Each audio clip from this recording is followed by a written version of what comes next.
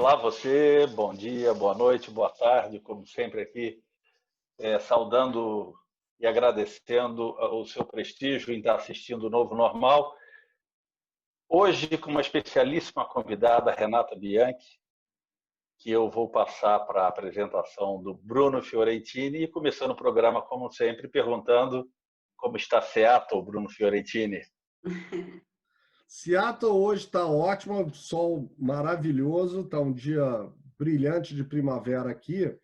E eu vou aproveitar para fazer uma coisa que a gente sempre deixa para o final do programa também, né, Rogério? Pedir para as pessoas assinarem o canal. A gente tem um monte de gente que veio que não assina. Assina o canal, dá uma força para a gente, que isso é bem importante para a gente manter vocês atualizados sobre o que a gente vai falando. Eu hoje tenho o privilégio aqui de apresentar a nossa convidada, uma convidada muito especial, que é a Renata Bianchi. A Renata é executiva com 20 anos de carreira na área de educação, desenvolvendo projetos em grupos de grande porte. Ela é responsável por todo o painel acadêmico, on-site e online da Trevisan Escola de Negócios. Além da área de educação corporativa e a sua vertical, estão também todos os polos de educação e distância do país. Ela é mestre em comunicação e semiótica pela PUC de São Paulo, é formada em publicidade pela Universidade Presbiteriana Mackenzie e atualmente é diretora acadêmica da Trevisan Escola de Negócios. E falando um pouquinho da Trevisan, que é super conhecida, mas vale lembrar que a Trevisan ela vem treinando por décadas jovens trainees de auditoria. A Trevisan adquiriu sólida experiência na preparação de alunos para o mercado de trabalho. A partir daí, construiu uma metodologia de ensino exclusiva para a formação e desenvolvimento de profissionais que geram resultados efetivos nas organizações e na sociedade. A Trevisan agora avança para uma nova fase, a formação voltada ao mercado 4.0, transformação digital, ensino de essential skills e internacionalização preparam o profissional para as exigências das empresas do século XXI. E é por isso que a gente acha que é tão relevante ter a Renata aqui com a gente hoje. Renata, muito obrigado por você ter aceitado nosso convite. Obrigada, Bruno. Obrigada, Rogério. E obrigada, Cadu. É um prazer estar com vocês hoje, falando daquilo que eu mais gosto de falar, que é educação, né? Como você bem falou, são muitos anos na área. E a gente, particularmente, sou apaixonada por isso e vale muito a pena a gente refletir sobre, ainda mais nessa época. Então, esse tema é tão relevante que hoje o Rogério não está na posição de entrevistador, não. Ele vai dividir com a Renata as respostas, porque a gente tem um foco bastante grande nesse trabalho de educação corporativa, de transferência de conhecimento e conteúdo, ainda mais com o momento que a gente vive, onde isso está tendo que ser de uma forma diferente daquela que é usual. Mas antes mesmo da Covid já existiam movimentos questionando e buscando alternativas para como é que você fala de educação no ambiente corporativo, educação para o adulto. Quer dizer, tem muitas frentes legais. E o Rogério tem uma experiência tremenda nesse assunto, porque ele teve uma carreira muito dedicada a pessoas e produtos. Ele foi, e quando eu conheci, já não adianta falar, né? A gente vai ter que confessar que tem muitos anos, né, Roger? Já tem o quê? 30 anos, mais ou menos. A gente se conheceu no Banco Nacional, o Rogério era gerente de produtos nessa época, eu era gerente de marketing, o Bruno também estava lá, a gente se conheceu logo um pouco depois. Eu era trainee, que eu sou bem mais jovem. Era trainee, o caçulinha.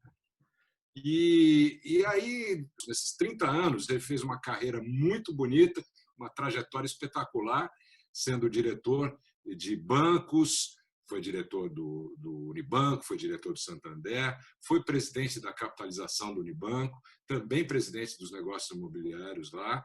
Depois ele mudou completamente o caminho e foi trabalhar com gestão de pessoas, com cultura organizacional, muito mais ligado às relações humanas, e o que deu ali a cancha que permite que ele esteja sentado aí respondendo essas perguntas, porque ele foi um cara extremamente envolvido também nessa questão de educação corporativa. E não é à toa que eu não tive a menor dúvida que na hora que ele deu uma bobeira, eu já falava com ele há mais de 10 anos para fazer isso, mas agora eu consegui, ele virou meu sócio no final do ano passado, né, Rogério? Então, assim, é o meu orgulho Prazer poder apresentar esse cara aqui hoje como convidado, né?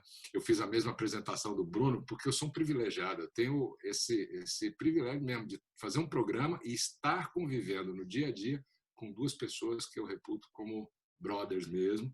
E o Rogério é meu compadre também, além de brother, porque eu sou padrinho da filha dele, que é uma querida. Então é o seguinte, já falamos para burro, estão os dois apresentados. Rogério, está contigo agora. Bruno, devolvo para você. Renato, eu acho que assim, vamos começar. Eu queria começar com uma pergunta para você. Como é que foi esse atropelo do Covid? E eu acho que assim, a gente tem que falar um pouco de Covid, mas eu também quero que você coloque um pouco nessa resposta. E no meio disso, essa operação de virada da Trevisan, né? Então, como é que vocês reagiram ao fator Covid? Como é que você está vendo isso impactar nos negócios que vocês conduzem? Bom, acho que impactou todo mundo, né? Não só a educação, mas a educação, hoje eu digo que foi privilegiada pelo Covid. A Trevisan já vinha num movimento muito forte de digitalização da educação, então eu não gosto nem de falar de ensino ou educação à distância, porque esse nome reputa, principalmente no Brasil, a qualidades que a gente sabe que são ensinos com menos nobres do que deveriam. Então, assim, as pessoas têm muito preconceito quando se fala de ensino à distância ou educação à distância. Então, hoje a gente fala que a Trevisan já estava no movimento realmente de transformação digital desde 2018. Então, quando, dia 13 de março, nós nos deparamos com o governador do estado de São Paulo falando, a partir do dia 16, né, vocês não poderão mais estar abertos, o presidente do conselho me ligou no mesmo momento e falou, Renato, o que faremos? E eu falei, olha, assim, fica tranquilo, a gente vira tudo esse final de semana, porque a gente já estava com muita educação digital. Parece poético quando eu falo, mas foi uma operação de guerra. Foram 2 dias migrando mais de 2.000 alunos do presencial para o 100% online. Então, eu tinha professores que não sabiam nem baixar um app no celular. E aí eu falei, você vai ter que conviver que suas aulas, a partir de agora, serão nessas 14 polegadas que você vê. E treinamos todos os professores neste final de semana. Continuamos esse treinamento, obviamente, ainda, né, com novas metodologias e tudo mais, mas migramos, secretaria, todo mundo trabalhou muito nesses 2 dias. E segunda-feira, às 7h, todos os alunos já estavam assistindo aulas online e ao vivo. Só para clarificar, porque isso é importante, né? E eu vejo muitos exemplos de universidades que já têm aulas online, como vocês já tinham aulas online. Sim. Mas então, o que você está falando é que mesmo anteriormente, no modelo de aulas online, as aulas que vocês, enfim, conduziam online eram por streaming, você não tinha nenhuma operação ao vivo? Ao vivo, não. Então, o que a gente teve que fazer é migrar os professores para online ao vivo, porque eu tinha que ter uma prestação de serviço continuada do meu público que comprou presencial. Ele não comprou um streaming. Tem os alunos que compram streaming, que para eles é melhor, tem mais flexibilidade. Mas tem alunos que ainda precisam da interatividade com o professor. Então, criamos formatos, enquetes, poolings, para que o professor não fique passando slide e conversando e ter alguém dormindo do outro lado da cadeira. Eu ia te perguntar exatamente isso, Renata. Como é que é essa interatividade? Porque eu fico curioso, né? Porque você falou que foi uma operação de guerra e kudos, né? Parabéns que vocês fizeram isso. No fim, acordaram, né? Já foram dormir real e acordaram virtual, não é isso? Então, assim, legal. Agora, é o seguinte, foi uma coisa simplesmente de migrar aquilo que era presencial para o online, ou isso que você está falando das pesquisas, né, de colocar quiz, essas coisas, isso entra como uma coisa que o aluno interage pontualmente, ou existe uma interação mais evidente do aluno também com o professor? Como seria, por exemplo, uma sala de aula? Levanta a mão, faz a pergunta. Como é que é essa troca lá? É igualzinho. Como a gente já vinha nesse movimento, na escolha da plataforma de ensino, hoje a gente tem uma das melhores plataformas de ensino do mundo. Então, como a gente tinha a segurança e tinha que transmitir a qualidade, eu sempre procurei ferramentas robustas de colaboração. Mesmo nas nossas aulas que eram de streaming, toda semana o aluno tem uma aula presencial virtual com o seu professor ao vivo. Então, a gente fazia o ao vivo, mas num formato não todo dia. Todo mundo fica com a câmera aberta, como a gente está aqui.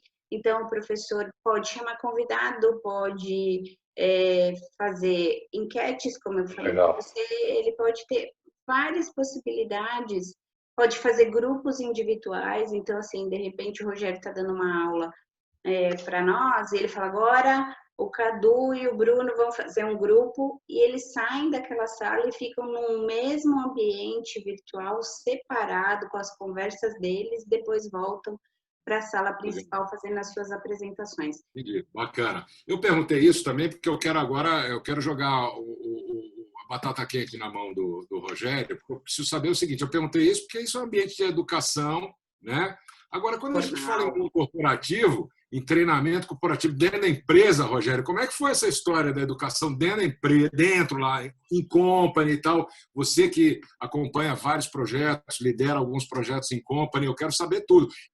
Cadu, no geral, que você não tem um padrão tão bem estabelecido entre todas as empresas, no geral, a educação corporativa já estava dividida entre o que eram treinamentos técnicos, então você está falando de treinamentos de ferramenta, treinamentos de produto, esses já eram todos streaming, já eram todos gravados e assíncronos, então as pessoas estudavam no momento em que elas precisavam estudar, e você tinha os treinamentos de comportamento, de mudança de comportamento, que esses sim eram todos presenciais, esses precisavam de interação e eles eram treinamentos síncronos, com todo mundo presente. Esse parou. No momento em que houve a virada do Covid, as empresas evidentemente interromperam totalmente esses treinamentos e elas começaram a se preparar para o mundo novo que elas estavam entrando. Então elas tinham que organizar tudo isso que a Renata conta, da virada da televisão, tudo isso as empresas tiveram que fazer. O grande desafio delas era estar com uma comunicação limpa. O que vem acontecer logo depois que a gente começa a ajudar essas empresas é que nem todas estavam evoluídas na questão do trabalho remoto. Então, apoiar as pessoas para fazerem um trabalho remoto foi a primeira onda que acontece quando começam a se estabilizar os processos dentro da empresa. Quando ela começa a trabalhar remoto e ela fala, preciso de alguma ajuda, é para dar um pouco mais de repertório para essas pessoas, principalmente para as lideranças que estavam e começavam a trabalhar naquele momento com equipes explodidas. Hoje, falando um pouquinho do que a gente está observando nesse presente, no terceiro mês, o que a gente percebe é a internet está com uma oferta fabulosa de conhecimento e de cursos, fabulosa. Você tem aí disponível para qualquer um muita coisa. E o grande desafio, ele passou a ser de duas naturezas. A primeira é de curadoria. Porque embora o volume de informação ele seja muito alto, o tempo disponível para uso dessa informação é baixo. Então você encontra coisa muito boa, mas encontra coisa muito ruim. Então, o que as corporações estão muito preocupadas é como é que você ajuda na curadoria do que está acontecendo. E como é que, para aquele processo do treinamento que começa a voltar do comportamental, você traz uma tecnologia nova que ajude, que é um pouco do que a Renata falava. Como é que eu torno isso uma coisa não chapada de tela, mas alguma coisa que efetivamente tenha interação?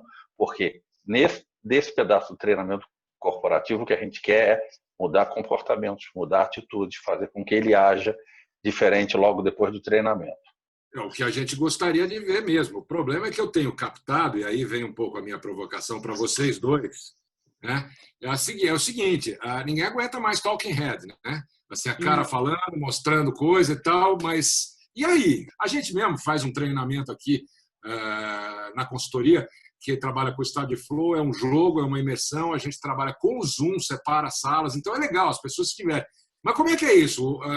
Tem disponível tudo isso? As pessoas estão fazendo, não estão fazendo? Como é que é essa história? Aliás, um pouquinho nisso que o Cadu falou, eu estou interessado realmente em entender a capacitação. E a Renata falou isso na primeira parte da resposta dela, falando a necessidade que você teve de treinar os professores para o ao vivo, né? Então, a capacitação é uma coisa que eu queria entender, assim, como é que vocês estão trabalhando nisso agora que o tempo já passou um pouco e você está aprendendo mais sobre esse processo. Todo mundo está fazendo e aprendendo, né? Porque fazer, como eu brinquei, né? Online ao vivo é muito diferente do que você fazer uma aula gravada. Então, o que a gente teve o grande capricho foi de ter metodologias que tornassem o aluno mais engajado. Como disse bem o Cadu, eu vejo 420 lives por dia acontecendo. Eu falei, nossa, eu não sabia que tinha tanta gente tão inteligente no mundo, né? Como está acontecendo agora, né? De tanta gente querendo falar sobre tanta coisa. Obviamente, como o Rogério colocou, existem conteúdos muito bons e tem conteúdos não tão bons.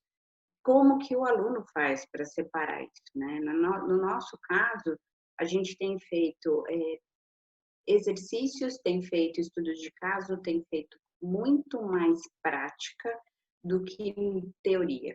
Porque senão, imagina a gente falando aqui durante 4 horas. Por mais conteúdo robusto que a gente tivesse, alguém dormiria do outro lado. Então, a gente precisa realmente deixar o cara como se fosse Netflix. Temporada atrás de temporada e não parar de me assistir. Você falou a palavra-chave, né? A coisa de como uma série, né?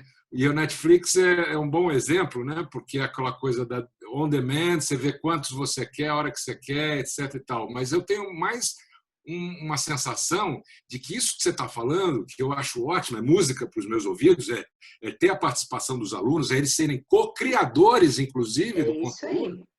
Isso me lembra muito, eu fui educado numa escola Montessori. Então, o grande lance do método Montessori é exatamente você aprender fazendo, né? Não simplesmente ouvir como é que é tal objeto e entender como ele funciona. Não, você vai lá e faz. E aí, como é que é isso? É por aí mesmo?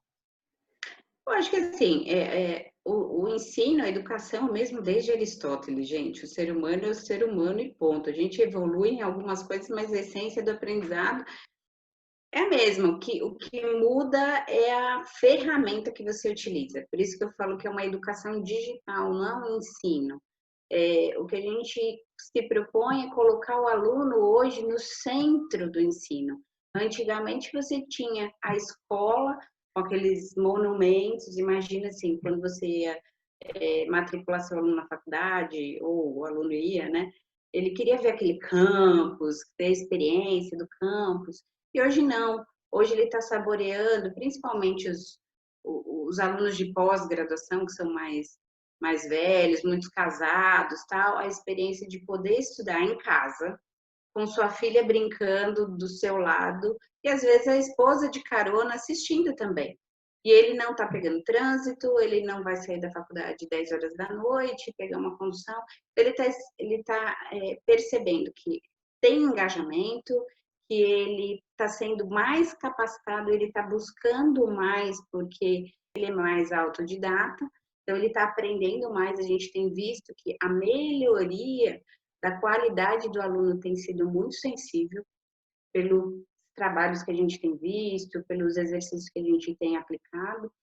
Então, ele melhora a sua capacidade de cognição, porque ele está num ambiente mais controlado, ele está mais confortável, então e mais numa mobilidade melhor. Então, ele é flexível e mais móvel. Se a gente fizer uma pesquisa hoje com todos os alunos que estão estudando no mundo inteiro, se eles querem voltar principalmente para quem estuda à noite, que sai do trabalho em São Paulo, pega metrô, lotado e tal, ou o cara prefere ir para sua casa, sentar lá no seu sofá ou na sua cama, onde ele quiser, assistir a sua aula e depois desligar a câmera e poder tomar café na cozinha. Não precisa fazer. Ele já vai estar lá, né? Ele já já vai vai estar em estar lá. home office. Vocês acham que isso veio para ficar? Que não vai ter mais campus? Eu acho que campus ainda vai existir, mas numa modalidade muito diferente de imersão e networking. Então, ele vai querer mais o campus para momentos imersivos, então que ele fique um dia inteiro para fazer algum hackathon, algum trabalho mais prático, com desafios, challenges de empresas, que é isso que a gente vai propor a partir de agora, e o encontro com outras pessoas que não precisam ser necessariamente aqueles da sala de aula. Eu queria entender, Rogério, como é que você faz esse paralelo, então, no mundo corporativo, onde o engajamento, a colaboração, você está presente, ajuda bastante. O mundo corporativo, você tem falando aqui do trabalho à distância, né? Primeiro, fazendo um paralelo, né? Eu acho que a gente está vivendo uma coisa que não é trabalho à distância, é uma quarentena. Então, nós estamos com restrições que um trabalho à distância não tem. Um trabalho à distância, ele é blended. Então, você pode estar remoto, você pode ter a sua flexibilidade, você pode trabalhar em casa, você tem o seu agendamento para evitar todo o problema de mobilidade, mas você tem o seu momento também dentro da empresa. Porque você precisa desse momento. Agora, as empresas vão ser diferentes, elas vão precisar de menos posições de trabalho individual e mais de salas de reunião. Elas vão precisar de lugares melhor para receber seus clientes, não necessariamente para ter um batalhão de gente ali, porque esse processo de batalhão de gente pode estar explodido para as casas, ou como o Cadu gosta de falar, para o Anywhere work. Anywhere work, né? Anywhere job. Onde você estiver, está num café, está numa padaria, não tem problema, você pode estar desenvolvendo um bom trabalho. Trabalho é aquilo que a gente faz, não é o lugar onde a gente está. Então, isso veio para ficar, Bruno. Isso veio para ficar. Mas não é exatamente isso que a gente está vivendo, porque você pode ter um happy hour e você pode compensar muita coisa que hoje a gente não tem, porque essa flexibilidade, nesse momento, ela não existe. Mas, tirando o aspecto da quarentena, que eu acho que ele é muito mais severo do que... E eu faço essa distinção para as pessoas não pensarem que o trabalho remoto ele é o que a gente está vivendo. Ele é algo muito mais relaxado do que a gente está vivendo. Tem alguns segredos, porque nós já estamos rodando há muito tempo e as empresas, algumas empresas já há muito tempo estavam testando isso. É que a diferença é que você tinha isso para essa quantidade de colaboradores de uma empresa e agora você teve que expandir para a totalidade dos colaboradores da empresa, que nem todos tinham equipamento, nem todos tinham Wi-Fi de qualidade, condição de segurança para se conectar com a empresa. Então, essa operação de guerra, ela foi montada, mas ela já está montada e as pessoas já estão dominando isso.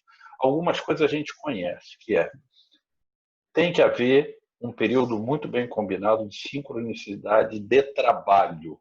Se você está síncrono com o trabalho de outras pessoas, se você responde um e-mail com rapidez, se você pega o WhatsApp e você manda, você desenvolve um processo de engajamento e confiança que ele começa a compensar esses medos que a gente está dizendo de que a gente vai perder. Agora, tem coisas que a gente precisa fazer. Então, por exemplo, trabalhos que Cadu e eu estamos desenvolvendo está muito na linha da gente pegar exatamente qual é a cultura, quais são os valores que a gente quer que seja aquele core, que todos vivam e que seja uma coisa combinada e assinada por todo mundo. Eu acho que na hora que você começa a fazer isso, aí os benefícios ficam muito maiores do que o que você perde. Quando a gente fala especificamente de educação para esse público, você está falando de educação para adulto. A coisa começa, e a maneira mais importante é que ele compreenda o benefício daquela educação que você está oferecendo para ele. No que for, para a vida ou para o exercício do trabalho. Esse é Essa é a base de tudo. Na hora que você cria isso, você cria o interesse no processo de treinamento, e eu vou fazer um parênteses, que é, a gente fica pensando que o treinamento real ele é perfeito, né? Mas ele é absolutamente imperfeito.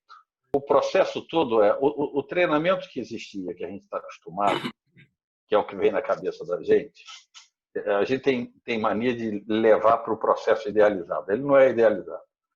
As pessoas são convidadas para um treinamento, geralmente no meio de uma agenda complexa, com problemas para resolver. A primeira reação ao treinamento quase que é: caramba, não tenho tempo para isso, não é agora que eu preciso fazer. Quando ela entra no processo de treinamento, ela ainda está quente, o computador do lado de fora, o celular está apitando. Então, há uma perda muito grande de tempo até que essa pessoa consiga ficar dentro daquele processo, e você tem que usar dinâmicas muito bem coordenadas para trazer esse indivíduo. Tá? Isso no mundo que a gente tinha. No mundo que a gente vive hoje, nos treinamentos que nós estamos fazendo, você evidentemente tem que colocar ele no centro, ele tem que participar. O segredo é você fazer dinâmicas onde essa pessoa possa oferecer também o conhecimento dela. Você não pode partir do princípio que você está conversando com pessoas que não têm o que oferecer. E você tem que forçar os grupos a fazerem um processo de troca. E aí, Cadu, as ferramentas já estão oferecendo isso. Então, quando eu desenvolvo treinamentos, eu consigo fazer da mesma maneira que tem grupos de trabalho, vai para cá, grupos de trabalho, vai para lá. Eu crio salas virtuais, as pessoas vão para as suas salas virtuais, fazem seus debates, voltam, e é riquíssimo o que eles estão fazendo. Porque eles têm que fazer. Isso é andragogia, então não tem jeito. O processo é um processo de crescimento de conhecimento, fazendo, e você mesmo se permitindo mudar. Então, quando você fala assim para mim, você não acredita em treinamento? Eu falei, eu acredito, senão eu não acreditaria em educação. Agora, a forma de fazer é que ela tem que ser bem pensada. E o resultado que você quer depois do treinamento, ele tem que ser muito bem estruturado no seu planejamento de treinamento. Pois é, deixa eu pegar aqui o gancho anterior que você falou, de lifelong learning, porque eu acho que esse é um conceito que eu adoro. E eu acho que, assim, eu tenho muita curiosidade de ouvir a Renata falar um pouquinho disso, porque a Trevisan, quando, né, a gente até falou no início do programa, está entrando nessa coisa da educação 4.0, e eu acho que isso obviamente bem é um assunto importantíssimo na educação 4.0, porque as pessoas estão aprendendo a vida toda, e você, inclusive, acabou de falar que nos seus cursos você tem gente mais velha, você tem gente mais jovem, você tem uma demografia muito variada. Então, eu queria que você comentasse um pouco nisso, porque, para mim, esse é um conceito absolutamente interessante, e eu acho que a tecnologia ajuda, e nós estamos vivendo agora um mundo que está dando outros canais para que isso aconteça. O que nós desenvolvemos aqui por conta desse lifelong learning é justamente para que hoje, nessa fase que nós estamos, não só da pandemia, mas a partir de agora, o aluno não precisa ter, você falou, você vai ter 8 horas de aula durante a semana numa pós-graduação e 20 horas de aula numa graduação. Isso não quer dizer que a gente tem que estar aqui, 20 horas nessa telinha. O que a gente fez agora com um incremento de metodologia de ensino foi justamente perenizar o conteúdo durante a semana. Então, ele faz pre-work, ele faz post-work. Então, ele pode ficar com o professor 1 hora ou 2 horas aqui, ó. Mas ele tem coisas diárias, quizzes, pode ter estudos de casos de relevância, que o professor tem contato com ele todos os dias, coisa que isso não acontecia, porque ficava só naquele momento do presencial. Hoje não, hoje a gente consegue fazer esse pulso diferente. Então, ele tem a sala de aula online ao vivo e o conteúdo todo perenizado. Então, você tem muito mais contato com o teu professor ou com o teu mentor, instrutor, enfim, durante muito mais tempo. E isso tanto para a graduação, quanto para os cursos de educação executiva. Então, você vai criando no aluno. Imagina assim, a Renata começa a estudar na Trevisan num curso de curta duração, 20 horas. Então, ela teve essa experiência de estar todos os dias em contato com algum tipo de insight nosso de aprendizado. Seja de qual metodologia for, ela vai ver a gente todo dia. Aí ela vai falar, puxa, eu aprendi mais do que se eu tivesse 8 horas de aula durante X horas. Então, se eu passasse uma semana estudando inteiramente na Trevisan presencialmente, o conteúdo seria mais denso, porém ele menos perene. Então, o que a gente fez é exatamente esticar a vida do aluno com imersões de conhecimento. E aí ele passa para um curso maior, e depois vai para a pós-graduação, e ele tem uma trajetória comigo ininterrupta, e a gente vai construindo conhecimento juntos. Então, como o Cadu colocou, a gente não é sozinho detentor do saber. Hoje a gente coloca o aluno no centro da polarização do negócio e fala assim, você é parte disso, você não é um anexo disso. Você é o ponto principal e a chave de compartilhamento de conhecimento. Então, você tem LMS hoje muito robustos, mas você tem estruturas de plus desses LMS que podem ser grandes ferramentas de compartilhamento e engajamento de informação. Então, o que é LMS? Oi, desculpa. O LMS é a plataforma de ensino do aluno, então, onde ele faz as suas aulas, tá? Então, esse é o LMS. Vem cá, e se hoje a gente tem uma tendência que é clara, e a gente vê isso acontecendo, de uma aprendizagem autodirigida, ou seja, eu estou cada vez mais estimulado a buscar o conhecimento onde quer que ele esteja, como é que uma escola de negócio, como é que, Roger, os nossos clientes que compram conteúdo, como é que nós vamos lidar com essa questão de autodirigida? E aí eu devolvo para o Bruno, porque eu sei que isso é um ponto importante de um raciocínio que nós já conversamos anteriormente. É um artigo que eu li recentemente, que eu achei bem, bem interessante, falando sobre University as a Service. Como é que a gente, então, utiliza a tecnologia, utiliza o lifelong learning, essa necessidade de treinamento e etc., para, de repente, trabalhar com esses módulos e ter uma coisa muito mais flexível lá na frente. De repente, até uma assinatura de educação, efetivamente, né? A gente falou de Netflix aqui, permite ao aluno ter a flexibilidade de pegar o melhor de cada universidade. Então, você pega a Trevisan, que tem uma especialidade na área de negócios, que tem uma marca fortíssima, por exemplo, na área de auditoria, de consultoria, poderia estar entrando mais forte nisso. De repente, você traz a USP, que está muito mais na área de research, de pesquisa e desenvolvimento. Então, combinar isso. Eu adoraria ouvir isso, tanto do ponto de vista de educação mais institucional, mas também educação corporativa, Rogério, porque eu acho que isso também casa com os skills e capabilities que as pessoas precisam para se dar bem no mundo do trabalho. Eu acrescentaria uma provocação, claro. Isso é um problema para quem tem um business de educação? Não, para nós foi uma oportunidade. A gente não viu isso como um problema, porque nosso modelo de negócio já estava caminhando para isso. Então, o que a gente viu? Porque o que acontece diferente na Trevisan de todas as escolas que eu já trabalhei?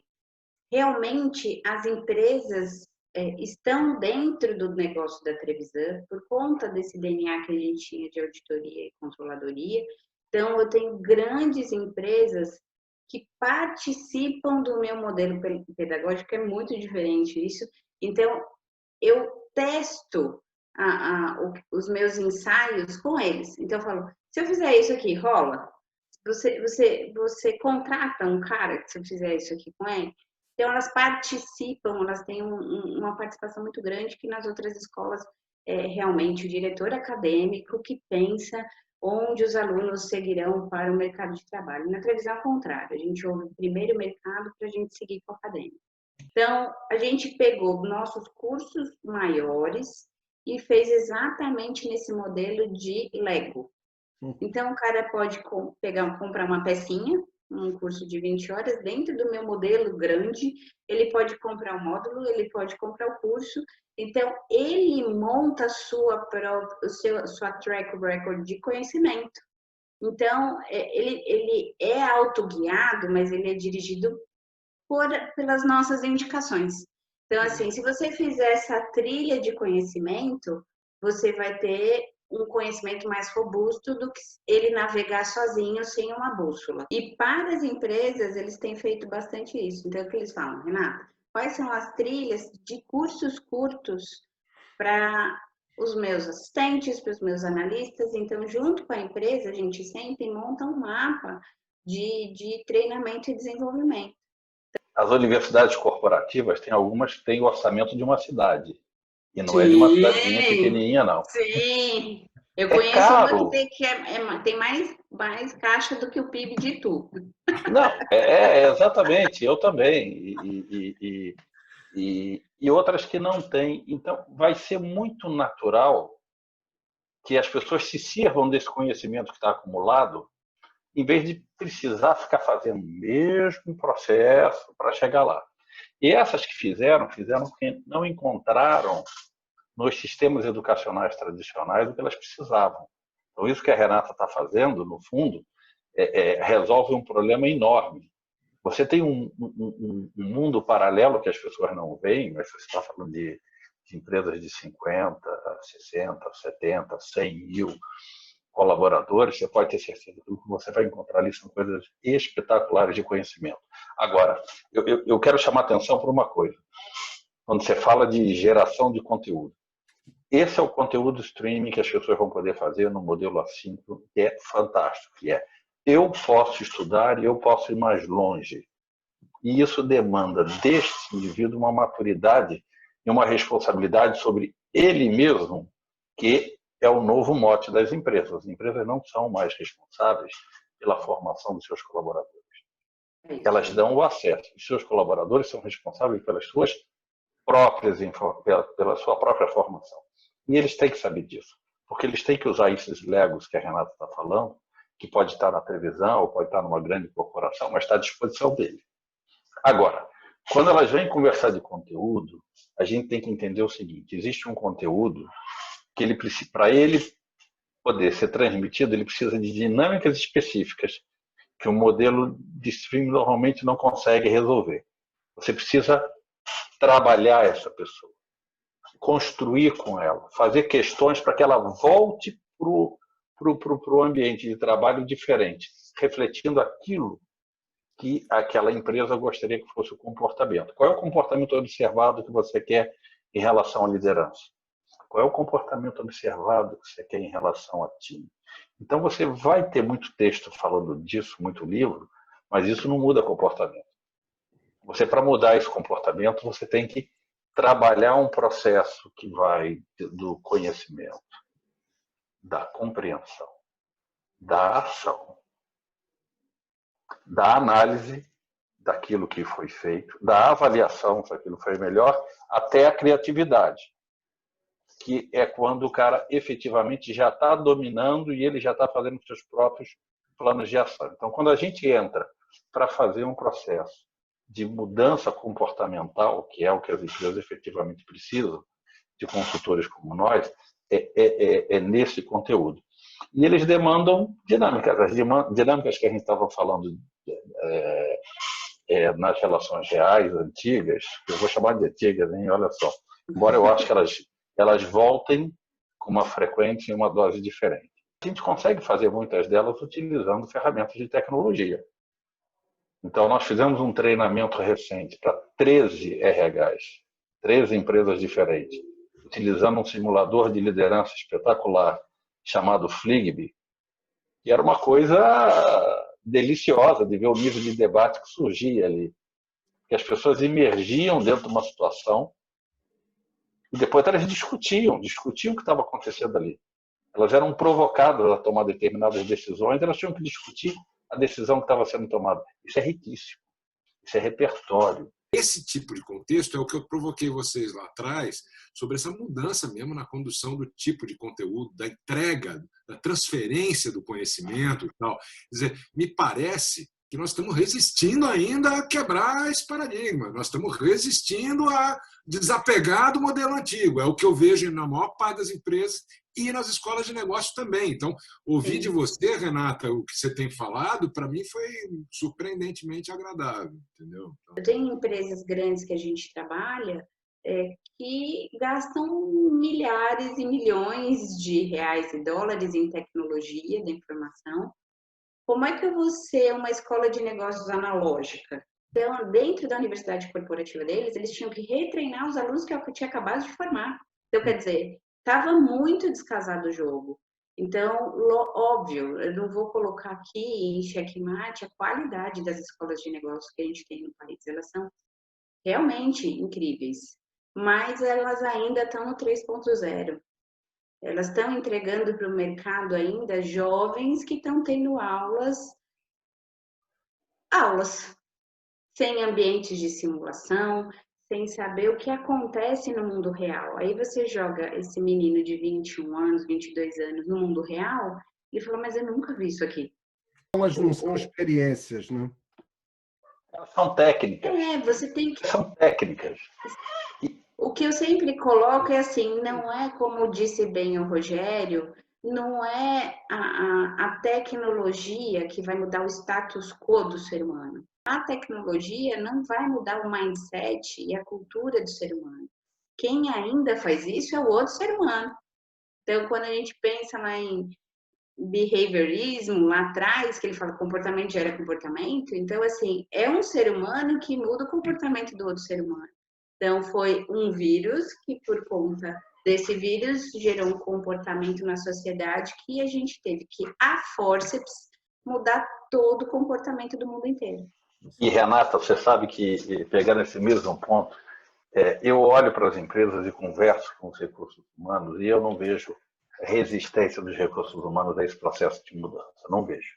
O que eu vejo é que eles estão, de fato, assoberbados. A gente ainda está muito próximo do fenômeno, ainda está muito cheio de ferida, muita coisa para corrigir. Apareceram coisas que não estavam no radar nem dele, e nem nosso. Então, por exemplo, quando eles pedem ajuda para a gente trabalhar assuntos como me ajuda a trabalhar minha equipe no que diz respeito à saúde mental, é muito sério. Eu lembro da Karina no nosso último programa, que ela disse o seguinte, fazer o homeschooling e fazer home office simultaneamente é a junção do inferno, porque uma mãe fica desesperada. Então, as pessoas estão exatamente nesse momento, é por isso que eu estou falando, a gente está misturando, a gente está numa mistura onde é preciso tirar os componentes e analisar esses componentes em separado. Então, surgiram necessidades como esse de trabalhar, dar repertório para essas pessoas que estão em trabalho remoto, através eu vou chamar de curso, tá? Eu vou chamar é um nome ruim, mas, poxa, como é que eu trabalho questões de saúde mental? Você só consegue fazer isso dialogando com essa equipe que você está fazendo. Ele é totalmente co-criado, é câmera aberta o tempo todo a conversa com eles. É a provocação para que eles possam fazer um processo de reflexão e eles mesmos tragam a solução e os combinados que vão fazer com que aquela situação funcione melhor a partir dali. Essas coisas estão aparecendo. Do mercado de consultoria, por exemplo, isso estava fora. Sobre esse aspecto, Cadu, totalmente fora do radar da gente. Eu adorei as tuas colocações, Rogério, sobre a parte corporativa, a parte de engajamento. E, Renata, educação 4.0 é isso que você falou, esse Lego, o conceito do Lego. Eu saio daqui com essas duas coisas na cabeça e realmente pensando em explorar isso um pouco mais, porque isso é muito interessante. Reforça aquilo que você tinha comentado, né, do University as a Service, ou Education as a Service, né? Quer dizer, é isso aí. Eu queria, então, convidar vocês dois, primeiro o Rogério e depois a Renata, para as suas considerações finais, aí, antes da gente se despedir. Estamos muito perto ainda do fenômeno, então as coisas que a gente está vendo ainda estão muito provocadas por uma confusão, né? Agora, elas não voltam àquilo da onde elas saíram. Elas se estabilizam num patamar diferente, que é o patamar que estava aqui no centro das nossas conversas. Eu só vou fazer um comentário que, de um modo geral, aqui no Novo Normal, a gente olha é que se a gente não tiver um processo de educação pública que se esforce muito por acompanhar, nós vamos aumentar tremendamente o fosso de distância, porque os excluídos digitais são muitos, e o que nós estamos dizendo é que nós estamos criando um mundo onde essas pessoas vão estar totalmente alijadas. Então, eu deixo isso como mensagem final aqui. Nós, como escola, nós, como instituição de ensino, principalmente ensino superior, que forma profissionais para o mercado de trabalho, ninguém vai ser igual. Eu falo que quem foi executivo, quem é executivo nesta época, que precisa ter tomadas de decisões muito importantes de como segue o seu negócio, a gente vai ser muito corajoso a partir de agora. Então, eu falo que existem os executivos antes do Covid e os executivos depois do Covid. Então, alunos, toda a comunidade acadêmica vai sair diferente, não vai sair igual. E principalmente quem são os tomadores de decisão. Eu acho que o ser humano ficou muito mais próximo, apesar do isolamento social. Perfeito, perfeito. É isolamento social, mas eu acho que existe a proximidade emocional. Eu vou fechar o programa e eu vou dizer o seguinte, de novo, eu acho que a gente tem que fazer um segundo programa aqui para a gente falar um pouco até dessa questão da inclusão social e dessa diversidade. É óbvio que o Brasil e países desenvolvidos têm esse desafio, e a minha visão é um pouco diferente da que até o que o Rogério colocou. A minha visão é mais otimista. Eu acho que a tecnologia ela vai ajudar com que essas pessoas que estão lá nas cidades do interior do Nordeste, elas podem ter acesso a qualquer informação que a pessoa que está nos jardins também tem. E aí, eu acho que, óbvio que tem que ter uma vontade política, tem que ter iniciativa privada também empreendendo nesse sentido, mas eu acho que as condições elas estão cada vez mais favoráveis a isso, e o estabelecimento dessa infraestrutura é muito mais barato do que antes, quando você precisava construir escolas, levar os profissionais até aquele local, etc. Queria agradecer demais, Renata, obrigado por você ter atendido ao nosso convite, ter passado essa hora aqui conversando com a gente. Foi um prazer enorme, aprendemos muito. Obrigado, meus colegas Cadu e Rogério, que hoje foi entrevistado. Fantástico. Convido a todos a assinar o canal, dar um like ou um joinha, como a gente fala no Brasil, e fazer os comentários. Os comentários de vocês são sempre importantes, porque a gente, além de dar sugestões para os temas, fazem com que a gente também aprenda um pouco sobre vocês. Caduzinho, última palavra. Essa troca, né? A gente espera de vocês mesmo, até ideias para pautas, enfim. Mas a minha última consideração é: não fique grudado na tela. Saia um pouco das telas. Faça 1 hora e meia, para 5 minutos. Olha a cultura de tela que a gente está vivendo agora. Isso está esgotando a gente, está dando uma falsa sensação de produtividade. Então, abre o olho, faça pit stops ao longo do teu dia, recupere tua energia para você absorver melhor ainda todo esse conhecimento que está disponível para todo mundo. É isso aí. É isso aí. Eu acho que a gente nunca mais vai ser normal. É nunca normal, não novo normal. Nunca normal está chegando. É isso aí. A gente fala mais. Tchau, gente. Caiu o microfone. Tchau, gente. Tchau, pessoal. Rogério, só uma coisa. Pede para o pessoal subscribe. Ok. Mas então eu abro, é isso mesmo? Claro, você vai abrir normalmente. Abre, mas aí não vai até o fim.